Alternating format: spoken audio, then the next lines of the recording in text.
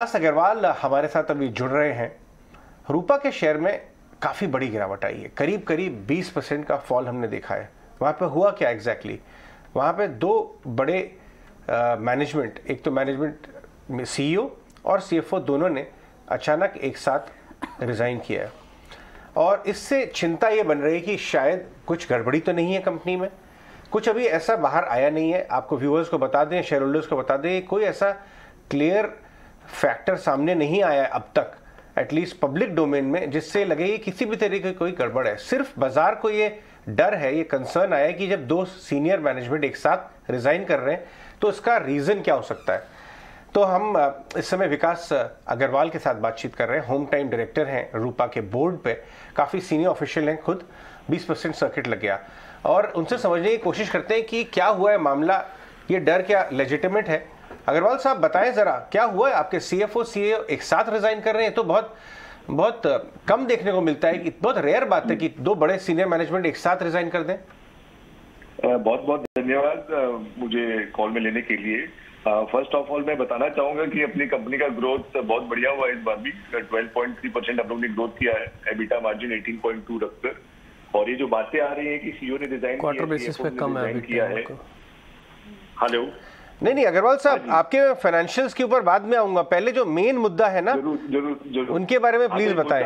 मुद्दा नहीं है जी। सीईओ जो गए हैं, सीईओ ने हम लोग ने कुछ वक्त पहले एक पर्सनल रीजन के लिए अपने एजिंग पेरेंट्स के लिए हम लोग से रिक्वेस्ट की थी, रिजाइन मांगा था। तो वो हम लोग ने एक्सेप्ट किया है और उनको रिक्वेस्ट किया था कि बोर्ड मीटिंग तक रहे, वो रहे हैं।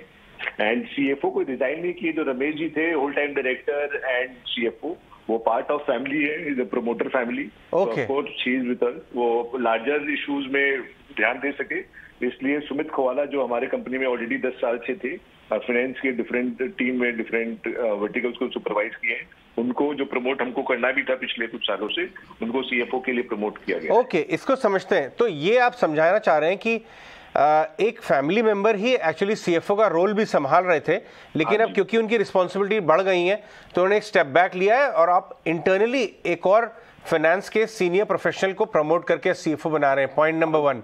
और पॉइंट 2, प्रोफेशनलाइज करना है और लोगों को प्रमोट भी करना है, तो उसका एक प्रोसेस ही था जो हम लोग ने भी उसका कॉल लिया।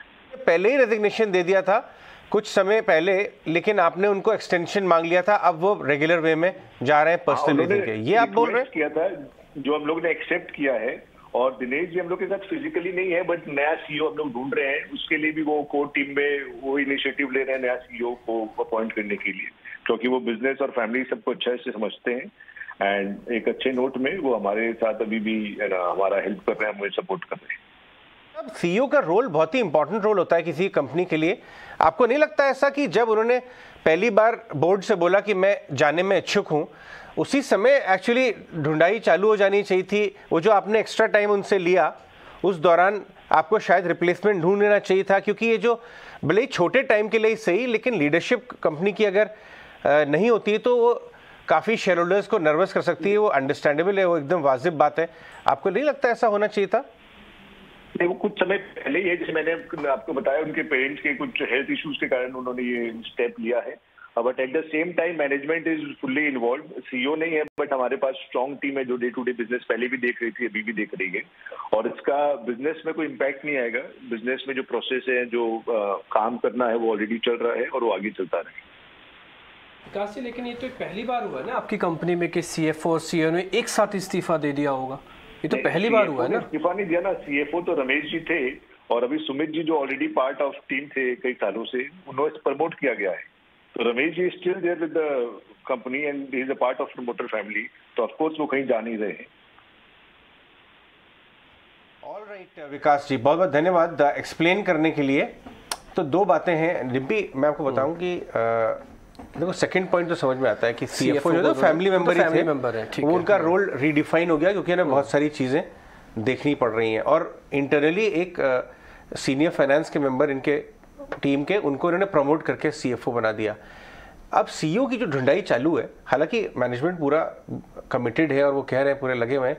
मुझे लगता है ये वाला जो पॉइंट है ना, वो शायद अभी नर्वस कर रहा है। अगर मैं भी शेयर होल्डर होता कि ढूंढाई अब ढूंढने गए सीईओ। बिल्कुल, थोड़ा सा ये शायद नर्वस करोगा, आई एम श्योर, थोड़ा वेट करते हैं। और इसलिए भी है क्योंकि आज है 24 तारीख और जो अभी वो काम भी अगर करेंगे तो सिर्फ 31 मई तक ही काम करेंगे, क्योंकि 31 मई के बाद तो वो बिल्कुल तरह से बिल्कुल कंपनी से ऑल टुगेदर अलग हो जाएंगे।